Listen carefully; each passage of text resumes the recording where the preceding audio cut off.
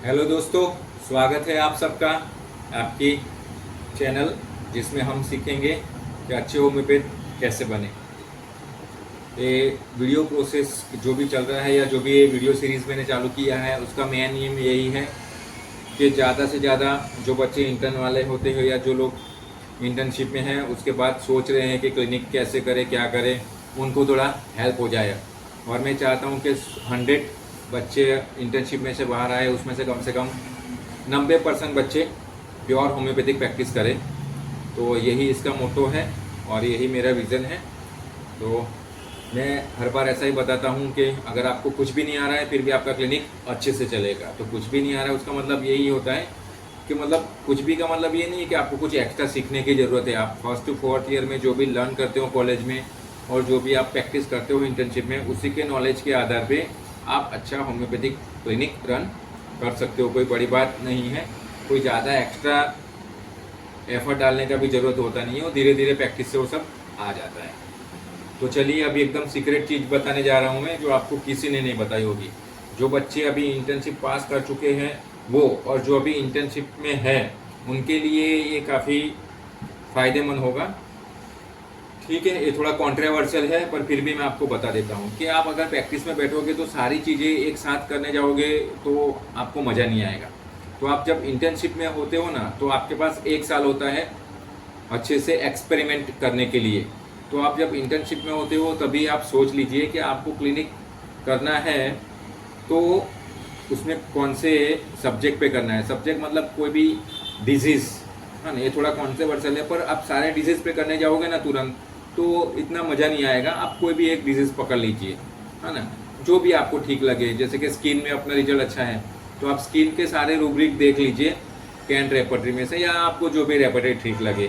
ठीक है, मान लो किसी को ऐसा लग रहा है नहीं मुझे ऑर्थो आर्थराइटिस में करना है, ओए के पेशेंट ज़्यादा है, तो आप ओए के पहले रूब्रिक देख लीजिए। उसका जो कॉमन है जो भी 3 मार्क रेमेडी ओए की, उसका सारा कंपेरिजन देख लीजिए अच्छी अच्छी बुक में से, है ना। कैंट लेक्चर में क्या लिखा है बराबर, क्लार्क सर ने अपने practical dictionary of materia Medica में क्या लिखा है, हैरिंग गाइडिंग सिम्टम्स में क्या लिखा है, ये जो अच्छी अच्छी बुक है उसमें से वो सारी चीज़ों का अच्छे से रेफर कर लीजिए।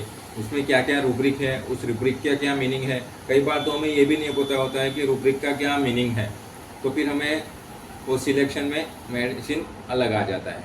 ठीक है, चलो कुछ नहीं पता चल रहा है, ये भी ऊपर से जा रहा है, तो आपको एकदम सिंपल टर्म एंड कंडीशन में बता देता हूँ। मैं मेरी खुद की बात करता हूँ। ठीक है, जब मैंने होम्योपैथिक प्रैक्टिस चालू करना सोचा तो मैंने सोचा कि यार क्या करेंगे, तो फिर मैंने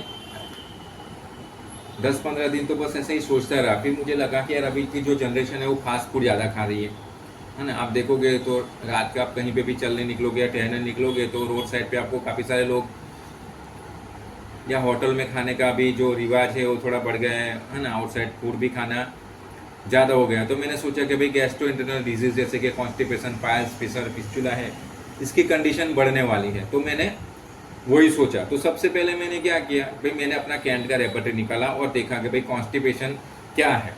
ठीक है, तो कॉन्स्टिपेशन में कैंट में पेज नंबर है ये अपना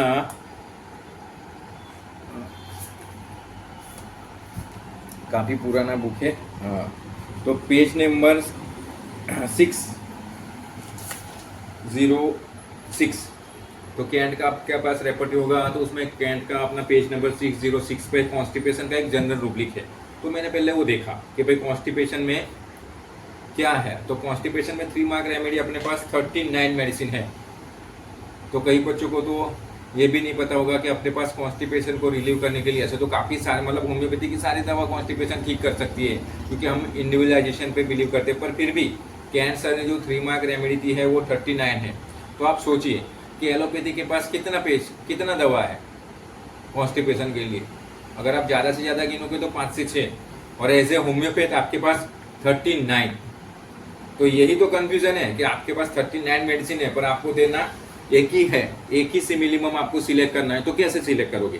तो अगर आपने कैंट के अंदर से कॉन्स्टिपेशन के रिलेटेड जो भी रूब्रिक है उससे अच्छा आपने अच्छे से लर्न किए होगे, वो मेडिसिन आपने अच्छे से लर्न की होगी, तो आपको बहुत फ़ायदा होगा। मान लो कि आपने लर्न नहीं की है तो भी कोई दिक्कत नहीं है, पर आपको पेशेंट आने पर कॉन्स्टिपेशन का पेशेंट है तो उसको कौन से क्वेश्चन पूछने हैं वो भी आपको रेपर्टरी से अच्छे से सीखने मिल जाएगा। चलो मैं एग्जांपल के तौर पे पूरा आपको बता देता हूँ तो आपके लिए एकदम आसान हो जाएगा। जैसे कि कॉन्स्टिपेशन अपने कैंट में से देखते हैं तो सबसे पहले उसका जनरल रूब्रिक है कॉन्स्टिपेशन। तो कॉन्स्टिपेशन के लिए अपनों को 39 मेडिसिन दी गई है। तो आप बोलोगे सर 39 मेडिसिन है, अब इसमें से एक कैसे सिलेक्ट कर, तो कोई नहीं, उसके अंदर दूसरा रूब्रिक भी है ऑल्टरनेट, उसमें लिखा है कि भाई ऑल्टरनेट डे। ठीक है, तो आपको पूछना है पेशेंट को कि भाई आपको कॉन्स्टिपेशन कब रहता है, आप कितनी बार दिन में जाते हो। अगर डायरेक्ट क्वेश्चन नहीं करना है तो आप पूछो भाई आप कब टॉयलेट करने जाते हो, आपका स्टूल पैटर्न बताओ। ठीक है, तो वो बताएगा, उस तरह से आपको लिख लेना है कि भाई हर रोज जाता है, एक दिन के छोड़ के जाता है। तो इसमें लिखा है भाई ऑल्टरनेट डे, बराबर, तो आपको मिल गया कि ऑल्टरनेट डे जाता हो, तो आप लिख लो कि भाई पेशेंट ऑल्टरनेट डे जा रहे हैं। तो उसके लिए 2 ही मेडिसिन है, एल्यूमिना एंड नेट्रम्यूराटिकम। ठीक है, अभी 2 मेडिसिन आप पढ़ लो और सारे सिम्टम्स देख लो, जो पेशेंट को आपको ठीक लगता है उस हिसाब से आप सिलेक्ट कर लो। ठीक है, अब आप बात आएगा डोज की। तो डोज अगर आप नए हो तो एकदम 30 से चालू कीजिए।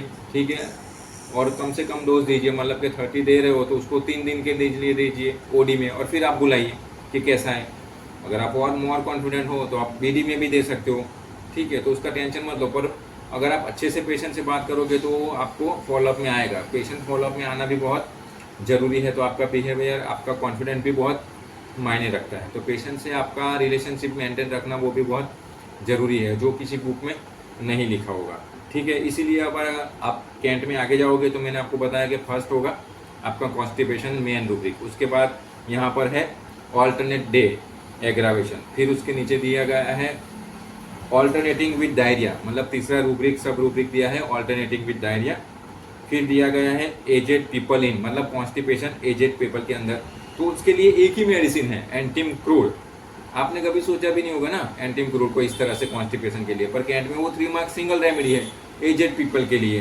ज़्यादातर हम क्या सोचते हैं कि भाई वो होगा वार्ड्स के लिए, कॉन्स के लिए, सब में असर करता है, पर आप अगर रूब्रिक अच्छे से, सबसे ज़रूरी है कि आप जिस डिजीज़ कंडीशन के लिए क्लिनिक स्टार्ट करना चाहते हैं उसके विषय में अच्छे से आपको पता होना चाहिए, उसके लिए कौन सी मेडिसिन है, कौन से रूब्रिक है, तो आप बहुत जल्दी से उसका सिमिलिमम आप निकाल पाओगे।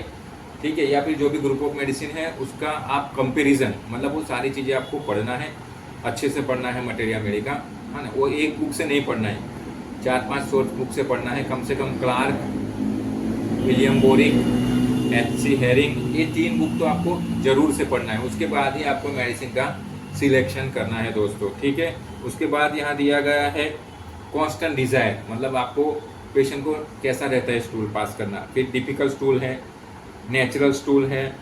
हाँ, तो आपने कभी ये भी नहीं सोचा होगा ना कि नेचुरल स्टूल में कॉन्स्टिपेशन, हाँ तो नेचुरल स्टूल में भी कॉन्स्टिपेशन होगा, तो आपको कैसे पता चलेगा। आप बोलोगे सर स्टूल तो नॉर्मल है, और वो बोलेगा ना कि सर स्टूल तो नॉर्मल है पर फिर भी मुझे सेटिस्फेक्शन नहीं हो रहा है। ठीक है, तो उसका मतलब यही है कि उसको कॉन्स्टिपेशन है, भले वो नॉर्मल स्टूल है पर उसको सेटिस्फेक्शन नहीं है। तो ये सारी चीज़ें कैंट के रेपर्टरी में रूब्रिक दिया गया है। ठीक है, फिर आप आगे जाओगे तो सॉफ्ट स्टूल का है, स्टूल रिसीट्स बैक, मतलब स्टूल आके थोड़ा वापस चले जाता है। इस तरह से काफ़ी सारे रूब्रिक है, मैं सारे बताने जाऊंगा तो वीडियो काफ़ी लंबा हो जाएगा, पर आप एक बार कैंट रेपर्टरी में जाके इस तरह से कोई भी डिजीज़, यानी सिर्फ कॉन्स्टिपेशन की बात नहीं कर रहा हूँ, आपको जो भी डिजीज़ से क्लिनिक स्टार्ट करना है उसके विषय में आप पूरा नॉलेज ले लीजिए, भले 1 महीना, 2 महीना, 3 महीना या 6 महीना लगे, पर आप जब भी क्लिनिक में बैठो ना तो एकदम कंप्लीट होकर बैठो। तो उससे क्या होगा कि पेशेंट का कॉन्फिडेंट आप पे बढ़ जाएगा और आपका क्लिनिक अच्छे से रन करेगा। तो दोस्तों वीडियो काफ़ी लंबा हो जाएगा, इसको यहीं पे ख़त्म करते हैं और कल फिर से इसका 3rd पार्ट रखेंगे।